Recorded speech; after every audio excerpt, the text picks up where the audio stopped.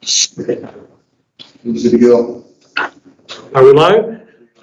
All right, we will call the meeting to order at 19:02 hours. Any changes to the agenda? None for me. Okay, we will adopt the agenda the way it's presented. Minutes of the previous meeting. Questions? Comments? Nope. It seems okay to me. Okay, So I will move that we accept them as they are. okay, second that. All in favor? Aye. Budget resolution, okay. Some budget resolutions.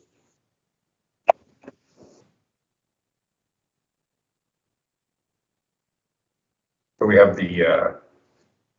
got all the information from the county. We have two resolutions, one for the general expense fund and one for the EMS fund that correspond to the budget you adopted on 10/25, October 25th meeting after the public hearing. The EMS is a 1% statutory maximum, and the expenses voted on 6% statutory maximum. So we need a motion to pass each one of those, and then I don't think we need to, from what I understand, but we have in the past. I think we'll just keep it the same. Then a motion for you giving me direction to certify the levy, which basically just is another document the Department of Revenue wants that takes the numbers that are in the two resolutions and puts them in a one document for them to use. All right, so I'll make a motion that we approve resolution 537, 538, and authorize the chief to sign the certification. I'll second that. I just had one question. Yeah. When you talked about the EMS, Mhm. what kind of percentage did you say? One. It has it on the. It's right there. Thanks.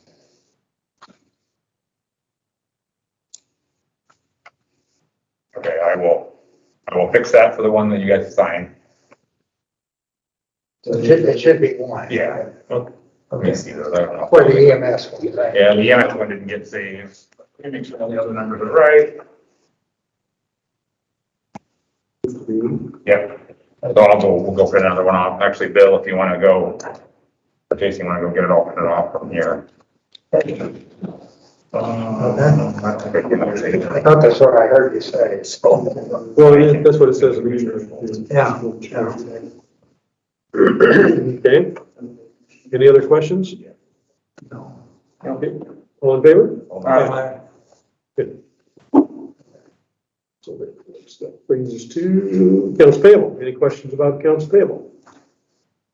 Yeah, I had one, Okay. and this is on page 14.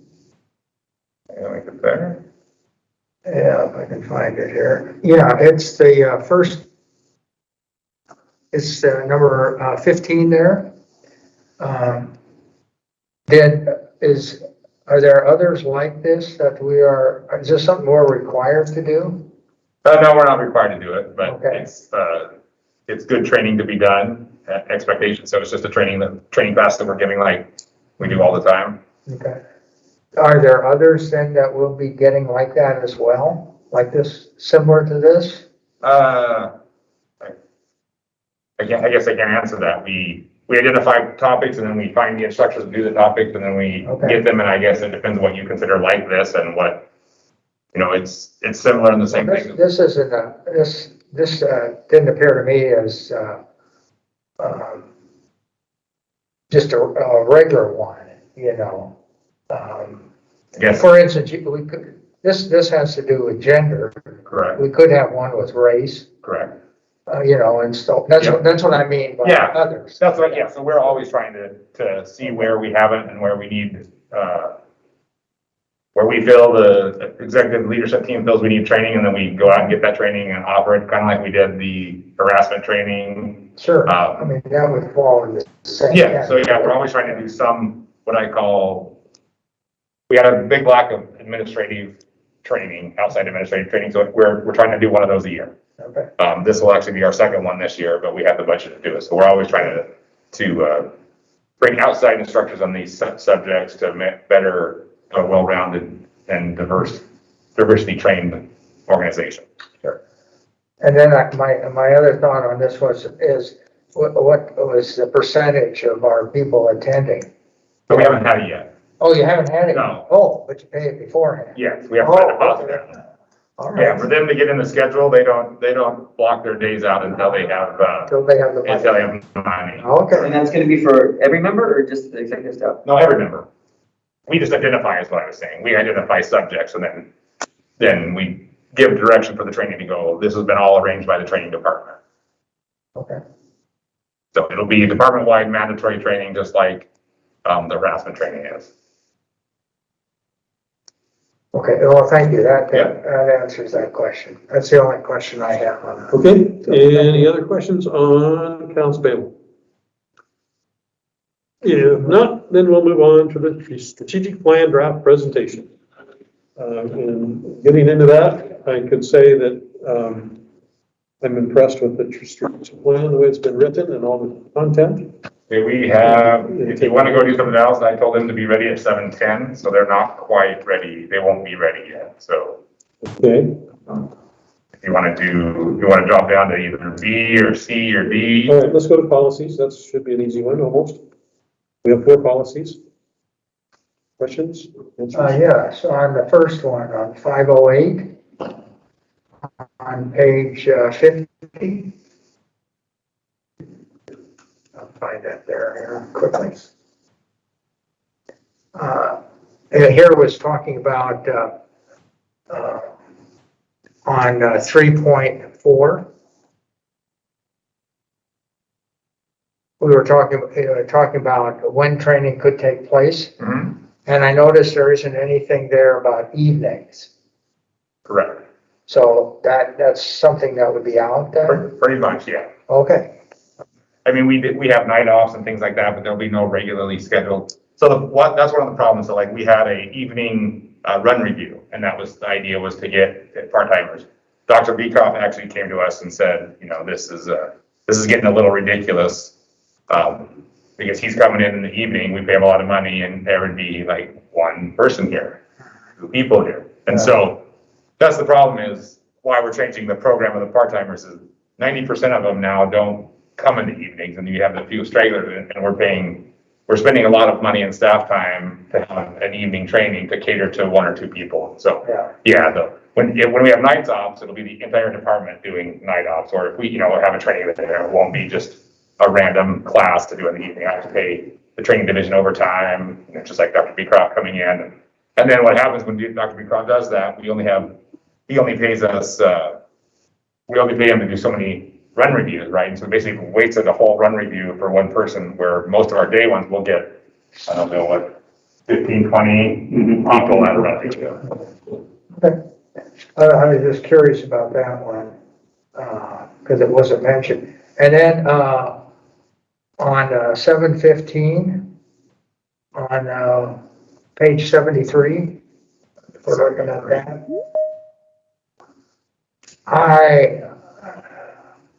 If you could please explain that one to me. What page was it again? 73? 73, yeah.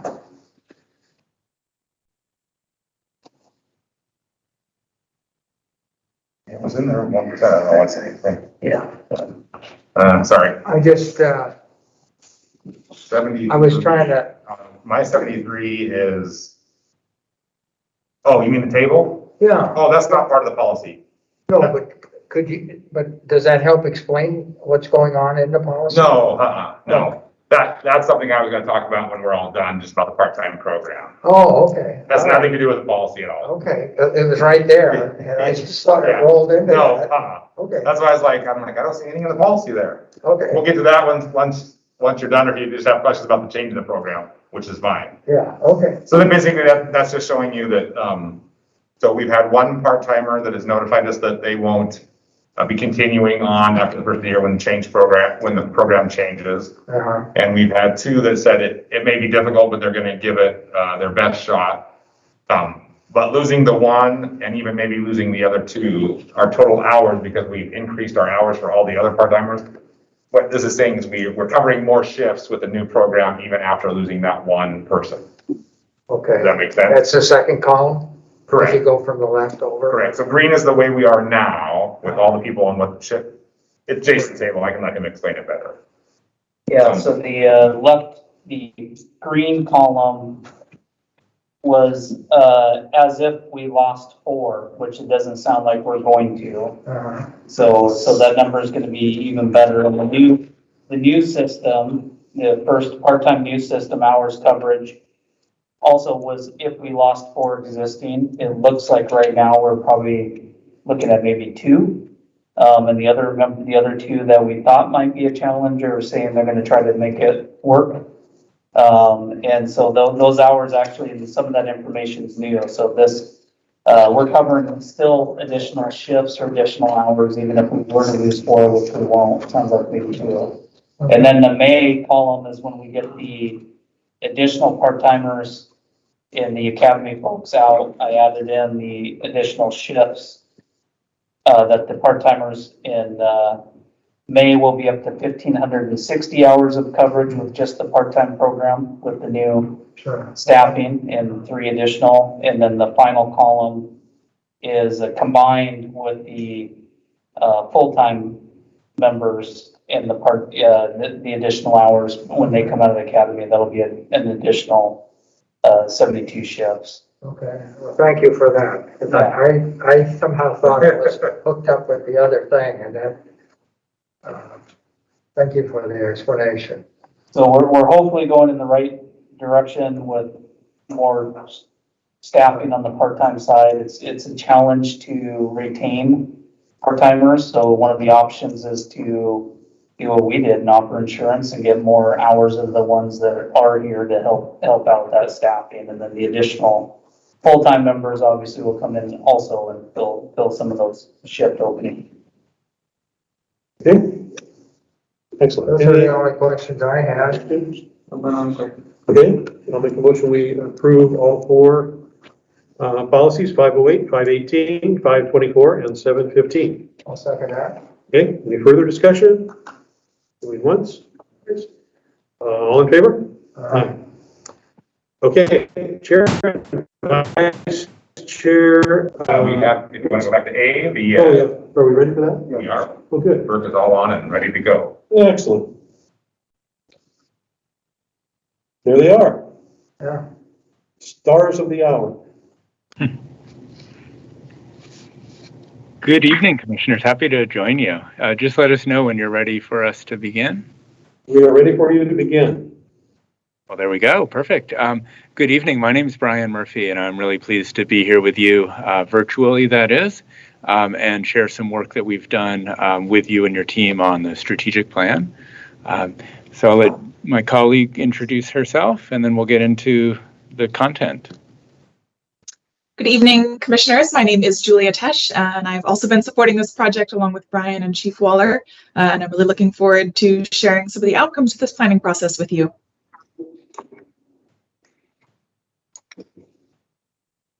So I'll go ahead and share my screen here. I know you've had this material in advance, and I'm sure you've done the pre-reading, so we'll move through at a pretty good clip and be happy to take any questions that come up as we go. So our objectives this evening are to share with you an overview of 2 inputs into the strategic plan, and then present the draft strategic plan itself. So I'll speak quite briefly to process and the community risk assessment, and then Julia will speak a bit more to the engagement findings. Chief Waller will present an overview of the plan and the vision for how that will be used. So we began working with the fire district in March of 2021, so not too long ago. We were teamed with our colleagues at Citygate, and Sam Mazza led the first prong of the effort, which was the standard of cover study and the community risk assessment. And I know the board is already well versed in that material. We'll speak to it very briefly this evening, but I just want to emphasize for a moment that that was an input into the strategic planning process. The second input was the engagement effort that Julia will speak to, and that had a community survey, some stakeholder interviews, and a staff survey. We brought that material into discussion with the strategic planning team, and you can see the members listed there. We had 3 meetings of that team focused specifically on the strategic plan, and they also met, or a subset of them met, to walk through the CRA SOC material and those findings. The plan, or the strategic plan, has a number of features to it that I'll just mention here. It brings forward core values that we hope will guide both internal interactions of your team and also how that team serves your public. It has a description of how the board and the fire chief and the agency will use the strategic plan and how you'll use it to advance the work of the agency. It has 5-year goals and potential strategies. There are 15 goals housed under 5 topic areas, each of which have performance indicators. And then Chief has a version on the side that has got even more implementation tactics that are available. But I just want to emphasize that what the board would be adopting would be the values, the topic areas, and the goals, but not the implementation level options that are listed in the document or that are housed separately. Those are flexible and at the discretion of the board and the leadership of the agency to implement. So I'm actually thinking I might just speak quite briefly to this, and then we'll jump to the engagement. I say briefly because I think the board has already seen the CRA, the standards of cover, you've seen those findings, you've seen the recommendations, and not only have you seen them, but you've actually acted on them. Chief Waller sent over a copy of Resolution 536 and then the service delivery standards that you've adopted with separate standards for within the city of Snohomish and outside that. So you're already underway in implementing on that, but just want to emphasize that those ideas are also present in the strategic plan for continuity there.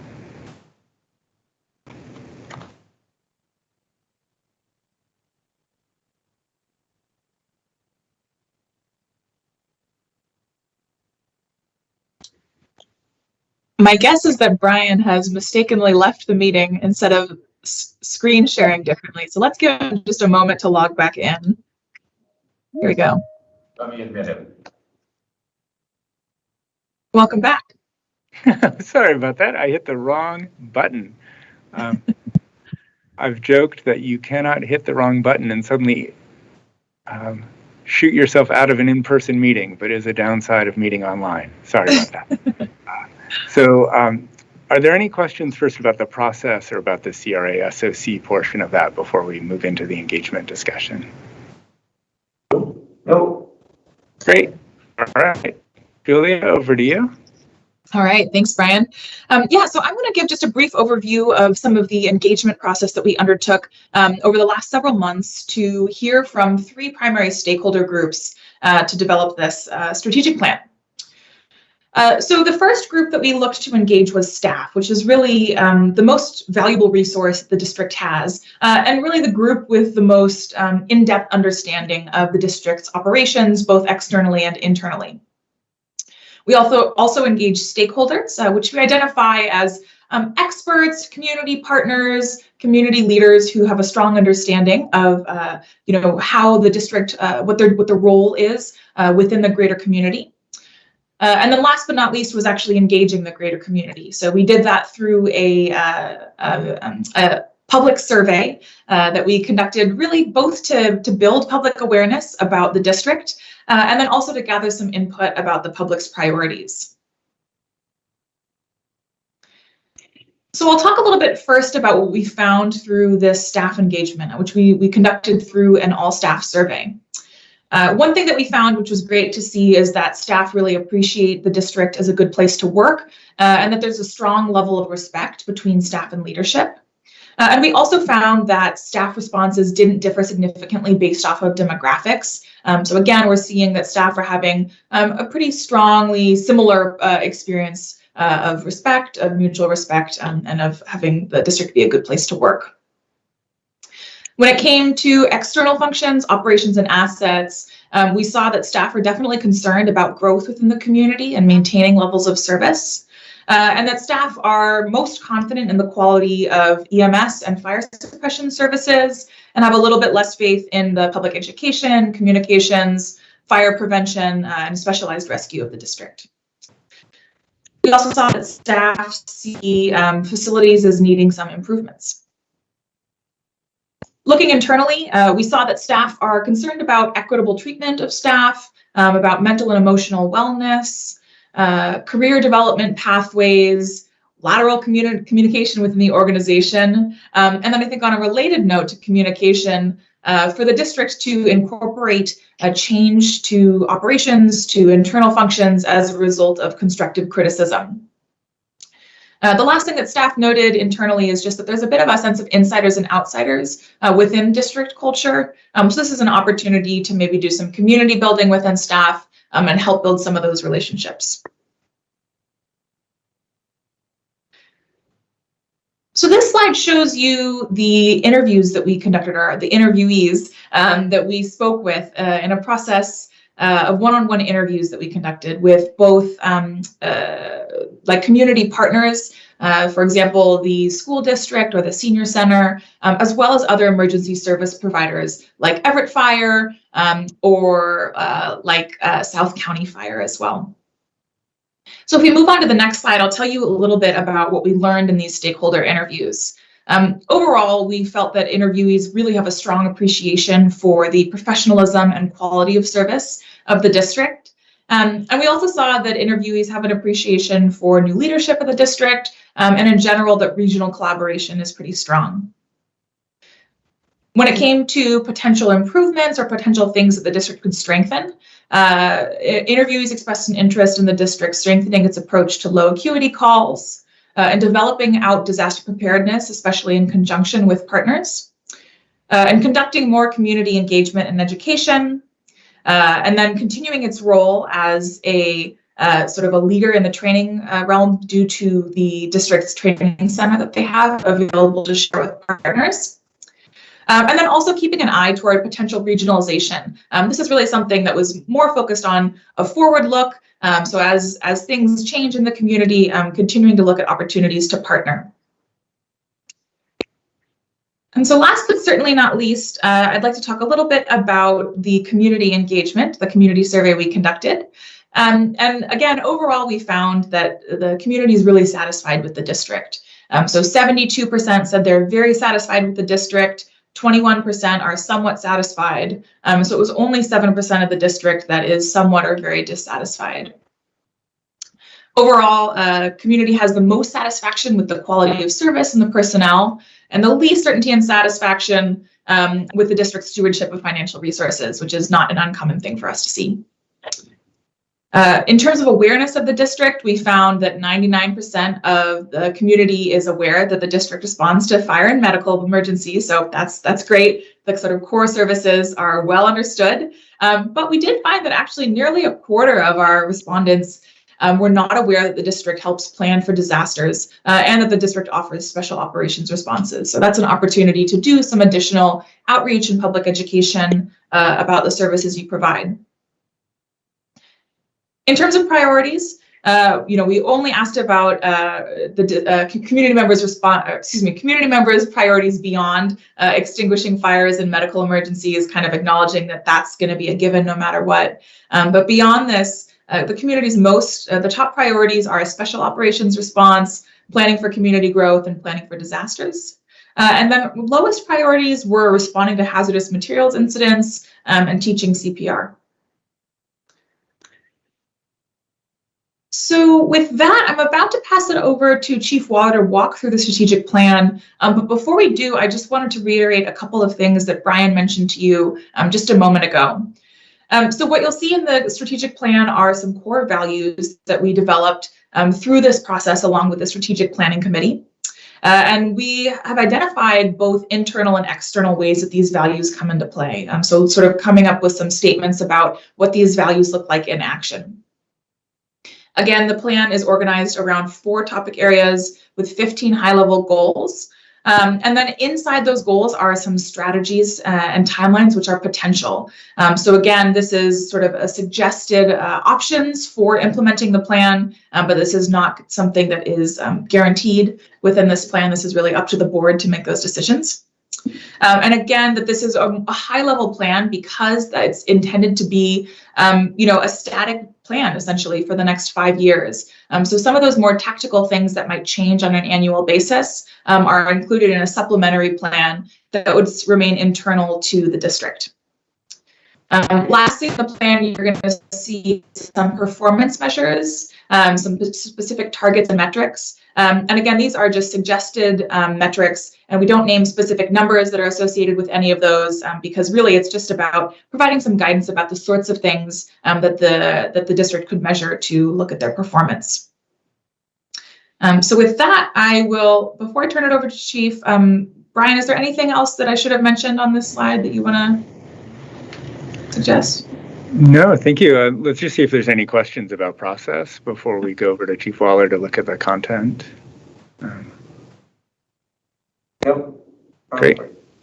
I'll just make one more note on process, and that's that I really appreciated Commissioner Schmoker, who was there in each of our meetings and really helped provide continuity and think about the board's relationship to the strategic plan, both in terms of content and altitude that we came in. I will. Yeah, I'll just touch on a few things where we won't go page by page because it sounded like the board reviewed most of them. So just start off really with page 4, just kind of talking about the general idea of the plan. And again, that is for all of us to be have a common understanding of where we're headed and some of the ways we're going to get there and some of the ways we're going to measure it. Oftentimes the community, the commissioners, the executive staff, the staff all have different views or expectations or biases towards whatever is happening or going to happen. And so to me, the plan is really a way that we can frame our decisions, whatever those decisions are going forward, into this plan, and so that everybody understands how it's affecting the bigger picture and how we're moving the organization forward.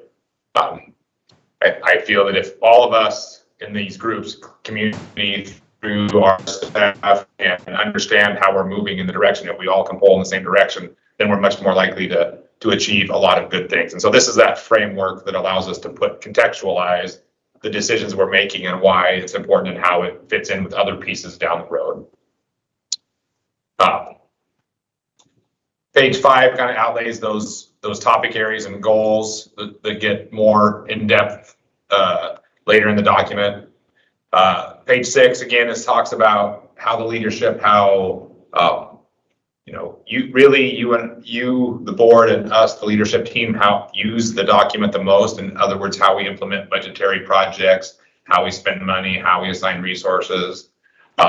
It allows the community and the staff to understand why we're doing it and how we're working in the same direction. But this kind of talks about how we do that. To me, the way we implement goals almost always is somehow assigning a monetary resource to them. We have to buy something, spend something, hire somebody, whatever it is. There's almost nothing we can do that doesn't take some money. And so really, to me, the budget process, that's the time of the year that we go back through the plan, see how we're doing. That doesn't mean we won't be reporting to you on the plan before then, but that's a good time that we should go through the plan, understand how we've got stuff done that year, how we're doing the stuff the next year, how are we budgeting, how does that function with the plan? Do we need to change the plan? Are we on the right track? Are we meeting goals that we set last year with the plan? Have we met those? Do we need to do more? Have we done more? So really that budget cycle is kind of, to me, when the plan always comes to the forefront for sure. It's going to come up other times throughout the year, but that's kind of a for sure time that we need to talk about the plan. Talks about in page 7 kind of our length of goals, short-term, mid-term, and long-term. And really what that does is, like Brian said, through this process, as you can see, the plan is very high level. But everybody in that committee, those 12 members, they all have great ideas of how we could do something very specific to achieve the plan. And although they don't fit in this plan, we've captured all those, and we'll be taking the next time as staff to be evaluating, can we implement those? Can we start that process? Can we fund this? Do we need to put that in 23's budget? And so that document, like Brian said, will be living, and you'll be seeing the fruits of that other document, those specific things, as we go through the process. But This is more high level, plan, but those things were still captured, and I think they're great ideas. We had, those 12 members on the committee, a big committee, but there was a huge background and huge, different views of things, and we got a lot of good information, and that talking amongst the different groups was excellent. Page 8 kind of goes through our core values. We decided not to do a mission and a vision. They get usually very specific, and they're really kind of hard for people to understand. To me, they usually just kind of sound like, we're going to protect lives and save property. Every fire department has the same basic mission and vision. So we went with kind of a core values.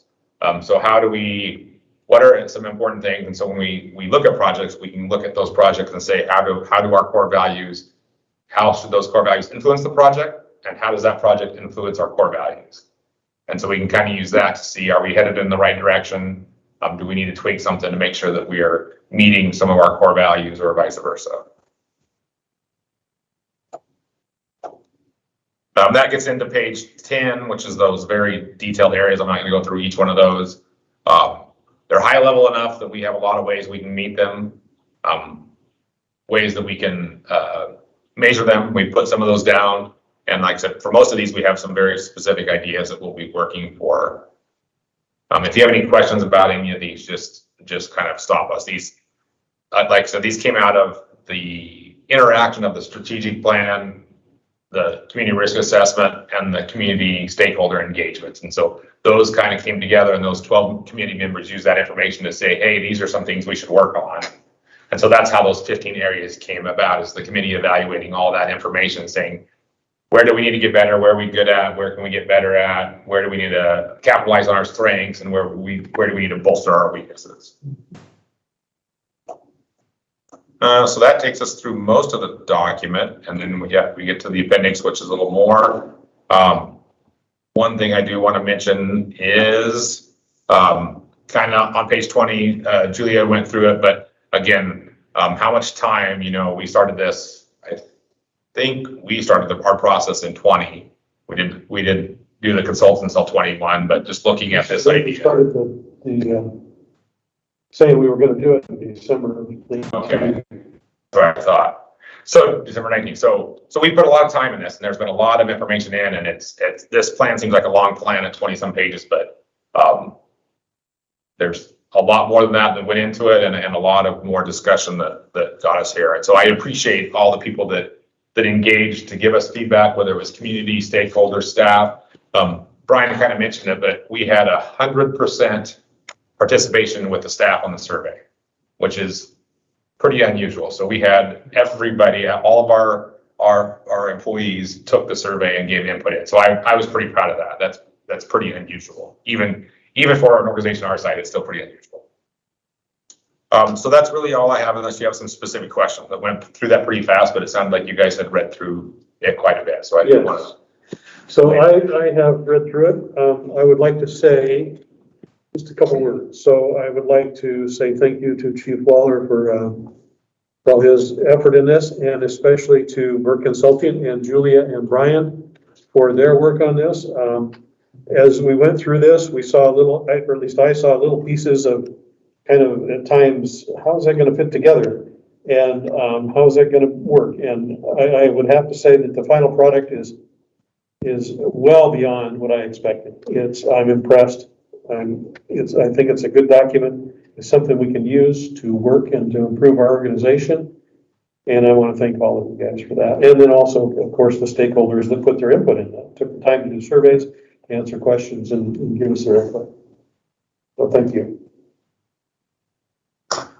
Yeah, I was wondering how much of this we used for this year's budget.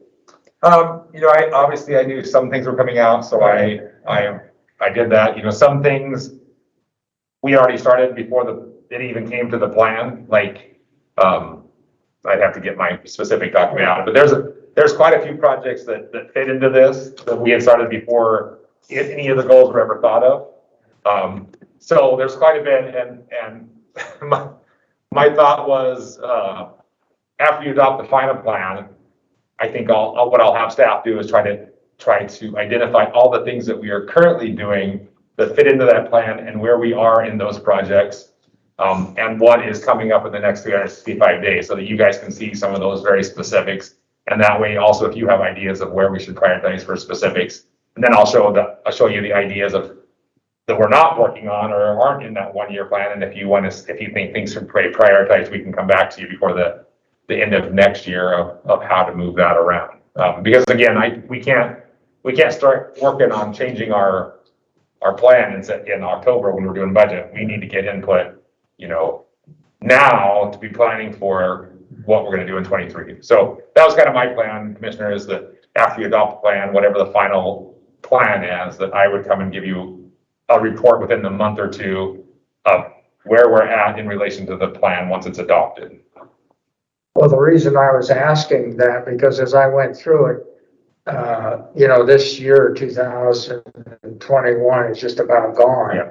And I thought maybe it would be better to go from 2022 to 2026 as part of the 5-year plan. And then, Or we could just call it a 6-year plan? that's, well, I mean, that we call it that, but I mean, then we might have everything fit together with the budget and so forth like that, rather than just starting here and maybe some in and some out. So in answer to that, what I would say is that we're not gonna wait until 2025 or 6 to redo this. No, I'm not saying that. I This will mean, be a but moving just, document, so next time we do it, we can do whatever we want.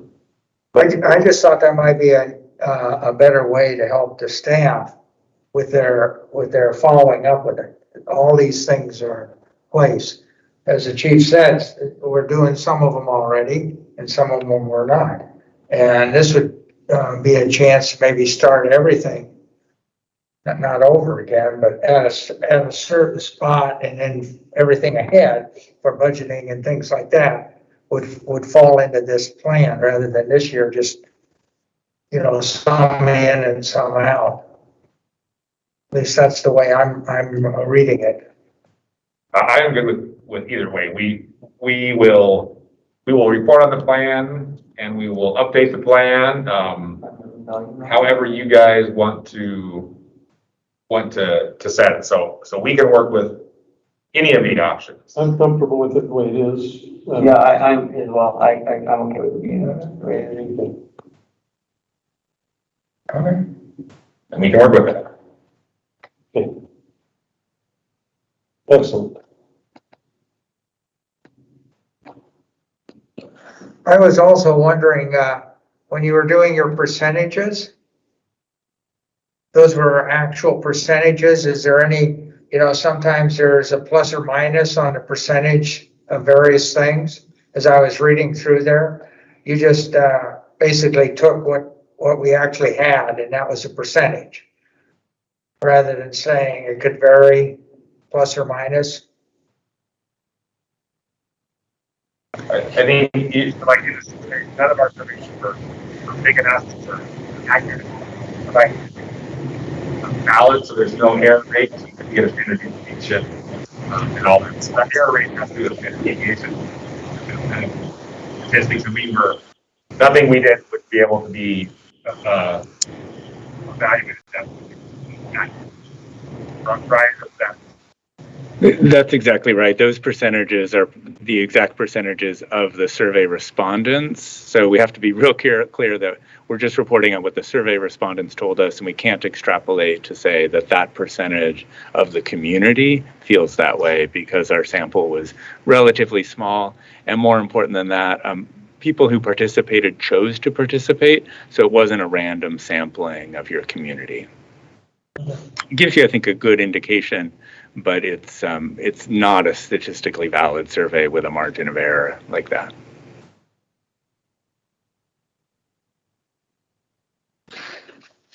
Great. Any other questions on this plan? Comments? So I think I put it out in the ad issue. If you're welcome to adopt it now, you're welcome to wait 8 months, but Burke is ready and on their schedule to come to the next meeting. If you don't adopt it now, if you want to ask them more questions or whatever, that is available to you. If If you don't want them, then So- you can let me know at some point and I will stand them down. Okay, I'll make a motion, we adopt it right now. As presented. I'd like a little bit more time. A little more time?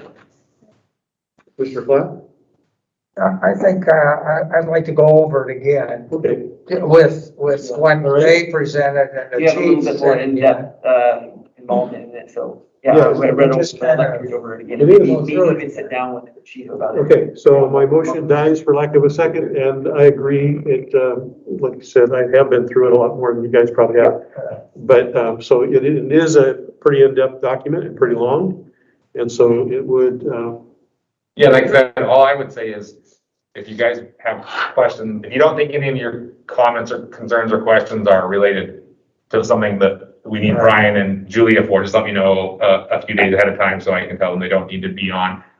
They are more than happy to, so if there's anything that you think, or you maybe want to make changes, because if you're thinking about making changes, I'd like to have them on, so if you're thinking anything like that, then they will plan on being here. yeah, we should probably touch base a couple days before via email reminder, so that Yep. we don't wait till the last minute and then scramble. Okay, all right. Yeah, okay, thank you. Yeah, Good. So with that, are we done Thank you. with, thank you. You guys have anything else you would like to add? Just a thank you. Yeah. Thank you, commissioners and chief. Good to see you. And yeah, we'll look forward to hearing more from you. okay, and once again, I really want to thank you guys both for all the work you put into this. You did an excellent job. I really appreciate it. Yeah, thank you. Thank All you. right. Thanks so much. Good night, all. Bye bye. Thank you.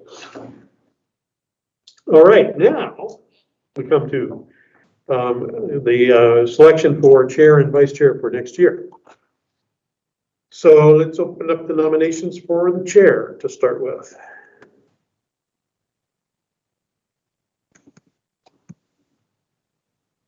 I would like to nominate you again. Yeah, Tim, I'm okay with that as well.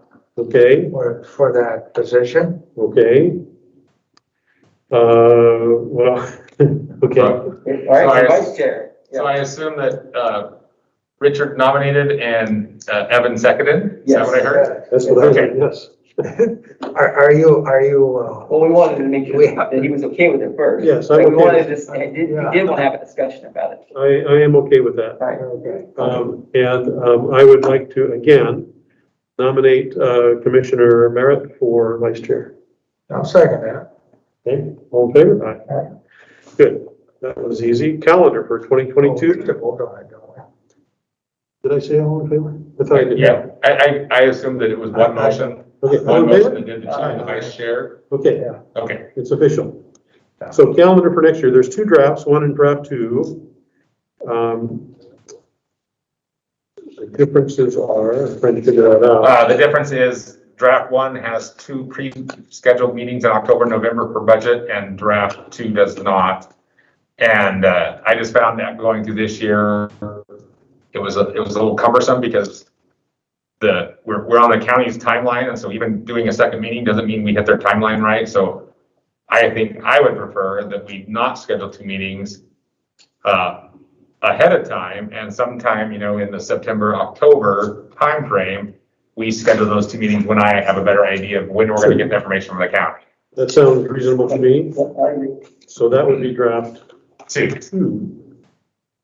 Okay, so Commissioner Merritt, do those dates match up with your availability? Yes, let's follow them you. Commissioner Platt? My August is, that won't, the 8th would not work for me. And neither would the 15th. Okay, so would we do a 9th or a 10th, or No, I'm you're out for gonna the, be out of the country. out of the country? Yeah, That's first. that's possible. That's possible. It might I suggest having a morning meeting, but you're working. Yeah, no, I don't know, I just had on my. I would suggest a morning meeting on the 1st if we would go to the 1st. If that would work. Well, the 1st or the 22nd, which would put us Yeah, 22nd, I should be back, I hope. Okay, That, I could probably text you. yeah, I was just looking, I think I would, It's probably pretty late. yeah, we could, postpone the adoption of the calendar until next meeting. Yeah, right, just because, his changes, I don't have my calendar. in front of me, Okay. unfortunately. So I wouldn't. so the other thing we can do is Adopt it before. adopt it as it is, and then on the, anytime before the 8th, so, well, any meeting. So on May 9th, June 13th, July 11th, we can change the August meeting. Sure. All right, And if you want, I can just put it on the agenda for the July meeting, so we don't, as soon as you adopt the calendar, we'll build all the agenda drafts for next year, and I can just put it on the, July 11th agenda to, change the August meeting. So it's up to you guys. It just sounds like, that sounds good to me. I still like to go through it. That's fine. One more time. that's fine. Well, but that's, put through the whole Yeah, thing. no. And we I like- only have to have it adopted by law at the next meeting, 13th. We have to adopt something on the 13th. Well, why don't we, adopt it then? Okay, Okay, then everybody can, and as the chief said, we can always change any of those Right. meetings. right, Add special meetings as necessary, sure. required. And then for the next meeting, I will just send you the one draft. Does that work? Yes. Sure. Okay. We might put, the August meeting either on the 1st or 22nd.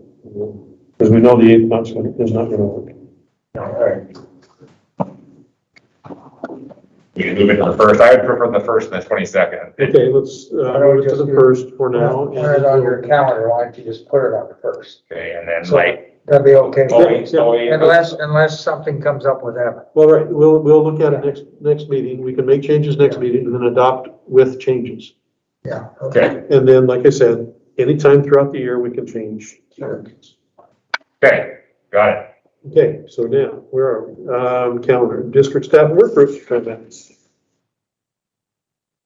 Strangely, I don't have anything to tell you.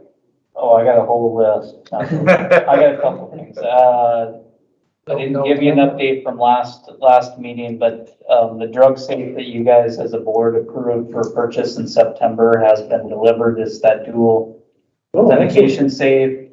So we're working through the process of putting fingerprints in and getting it programmed, but it is here. We took delivery of that, so thank you. That increases the capacity of the narcotics that we can store, and it's probably double the size, so it's gonna assist us there. So I thank you, Neil Bromley, especially thanks you.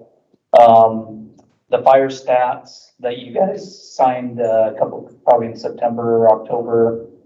We had a little virtual meeting with him. We're in the process of getting access to a dashboard to get different various statistics from response times, turnout times, call volume, mutual aid.